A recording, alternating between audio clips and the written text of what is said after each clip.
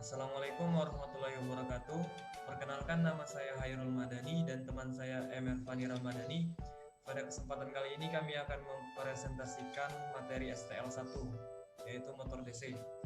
Motor DC sendiri terbagi menjadi tiga, yaitu motor DC stepper, motor DC servo, dan motor DC brushless. Untuk selanjutnya akan dijelaskan oleh teman saya Fani.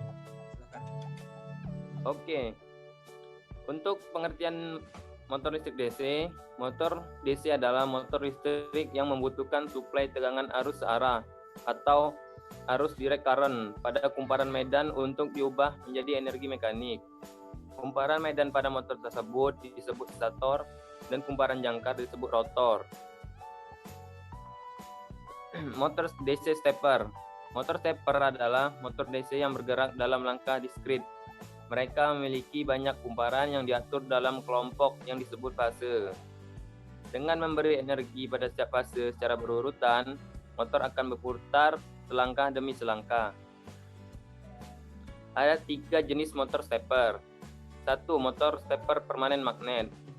Motor stepper jenis ini memiliki rotor yang berbentuk seperti kaleng bundar yang terdiri atas lapisan magnet permanen yang diselang-seling dengan kutub yang berlawanan.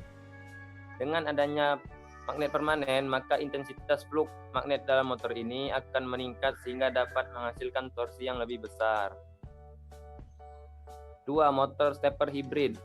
Motor stepper tipe hibrid memiliki struktur yang merupakan kombinasi dari kedua tipe motor stepper. Motor stepper tipe hibrid memiliki gigi-gigi seperti pada motor tipe variabel reluktan dan juga memiliki magnet permanen yang tersusun secara aksial pada batang porosnya seperti motor tipe permanen magnet. Motor tipe ini paling banyak digunakan dalam aplikasi karena kinerjanya lebih baik. Motor tipe hibrid dapat menghasilkan resolusi langkah yang tinggi yaitu antara 3,60 hingga 0,90 per langkah atau 100 sampai 400 langkah setiap putarannya. 3. Motor stepper variabel reluktan. Motor stepper jenis ini telah lama ada dan merupakan jenis motor yang secara struktural paling mudah untuk dipahami. Motor ini terdiri atas sebuah rotor besi lunak dengan beberapa gerigi dan sebuah lilitan stator. Ketika lilitan stator diberi energi dengan arus DC, kutub-kutubnya menjadi termagnetisasi. Perputaran terjadi karena gigi-gigi rotor tertarik oleh kutub-kutub stator. Oke, selanjutnya akan dijelaskan oleh teman saya Hairul. Baiklah, untuk motor DC servo merupakan jenis yang hanya dapat menangani tegangan arus dan beban yang lebih kecil, sehingga motor DC servo cocok diaplikasikan pada mesin-mesin kecil seperti mobil dan pesawat remote control.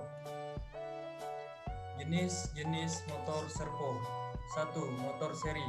Motor servo DC tipe seri termasuk motor servo torsi besar, awal serta menarik arus besar. Pengaturan kecepatan motor ini sangat kurang. Putaran dapat dicapai dengan membalik polaritas tegangan medan atau bidang menggunakan belitan bidang split seri. 2. Motor split seri. Jenis motor servo ini adalah motor DC seri dengan beberapa kilowatt parsial dan diberi dengan bidang split. Motor-motor ini dapat berfungsi sebagai motor yang dikendalikan medan atau bidang energi secara individu. 3. Motor kontrol shunt. Motor servo kontrol shunt tidak berbeda dari motor DC shunt jenis apapun. Motor ini mencakup 2 lilitan seperti lilitan medan dan lilitan angker. Gulungan atau lilitan medan terletak di stator mesin, sedangkan gulungan angker terletak di rotor. Koneksi antara dua belitan ini dapat dilakukan ke sumber DC. Pada motor shunt DC, kedua belitan terhubung melintasi sumber DC secara paralel. 4. Motor shunt magnet permanen. Ini adalah motor eksitasi permanen dimanapun medan sebenarnya disuplai oleh magnet yang stabil. Performa motor sama dengan motor medan permanen yang dikendalikan angker yang akan kami kenalkan di segmen berikutnya. Motor DC brushless. Motor DC brushless adalah motor yang biasa disebut dengan PLDC. Motor merupakan salah satu jenis motor yang sering digunakan dalam dunia industri. baik itu di bidang atmosfer, konsumen, otomasi medis, industri dan peralatan instrumentasi, serta di bidang otomotif. Motor jenis ini berbeda dengan motor DC biasa, karena motor ini memiliki 3 fasa, sehingga memerlukan sistem otomasi guna arus listrik dan voltage terdistribusi dengan sempurna pada masing-masing fasa.